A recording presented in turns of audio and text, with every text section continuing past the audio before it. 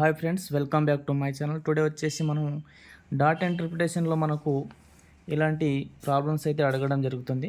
మనకి ఇక్కడ total student వచ్చేసి 1400 అని ఇచ్చారు. ఇందులో మనకు 10th క్లాస్ స్టూడెంట్స్ ఎంత, మనకు 9th క్లాస్ స్టూడెంట్స్ ఎంతమంది, ఈ రకంగా క్వశ్చన్స్ అయితే అడగడం జరుగుతుంది. మనం మామూలుగా అయితే 10th క్లాస్ స్టూడెంట్ అంటే 10% ఉన్నారు. ఇక్కడ 10% ఎట్లా కనుక్కుంటాం? 10% కాబట్టి బై 100 వేసుకొని ఇంటూ 1400 చేస్తాం అన్నమాట. ఈ రకంగా చేయడం వల్ల మనకు చాలా టైం తీసుకుంటుంది. కాబట్టి మనకు ఈ రకంగా కాకుండా మనం షార్ట్లో మనకు ఆన్సర్ వచ్చే విధంగా ఫస్ట్ మనకు 1400 ఉంది. 1400 ఈజ్ ఈక్వల్ టు మనకు 100%కి 1400 సమానం కదా. ఇందులో మనం ఫస్ట్ 10% తీద్దాం. 10% తీస్తే మనకు ఎంత వస్తుంది? ఒక డెసిమల్ పాయింట్ అనేది ముందుకు తిరిగి మనం 140 వస్తుంది. అదేవిధంగా దీనిలో మనకు 1% ఎంత అవుతుంది? ఇంకొక డెసిమల్ పాయింట్ అనేది మనం ముందుకు వేసుకోవాలి, 14 వస్తుంది. అదేవిధంగా 50% కనుక్కోవాలి. ఇక్కడ 100% ఈజ్ ఈక్వల్ 1400 అయితే మనకు 50% ఎంత? 700. ఇందులో 50% 700 అయింది. 25% ఎంత అవుతుంది? 350 అవుతుంది. 5% ఎంత?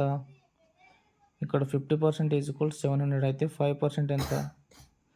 ఇంకొక డెసిమల్ పాయింట్ ముందుకు జరిగి మనం ఇక్కడ 70 వేసుకుంటాం. ఈ రకంగా వేసుకోవడం వల్ల మనం సింపుల్గా ఇప్పుడు 10th క్లాస్ స్టూడెంట్స్ ఎంతమంది అని అడిగిన అనుకో, 10% ఉన్నారు. 10% అంటే ఎంత మనకు? ఇక్కడ 140 మెంబర్స్ అన్నమాట. అదేవిధంగా మనకు 6th క్లాస్ స్టూడెంట్స్ ఎంతమంది అని అడిగిన అనుకో, 6th క్లాస్లో 30% ఉన్నారు. 30% అంటే ఎంత మనకు? ఇక్కడ 25% 350.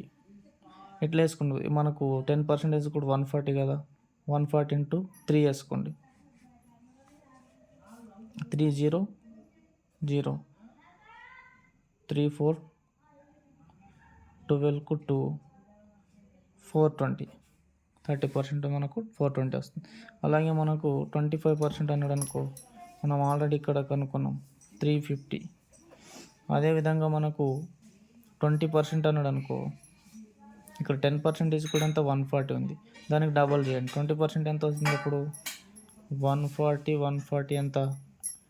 280 ఈజ్ ఈక్వల్ 280.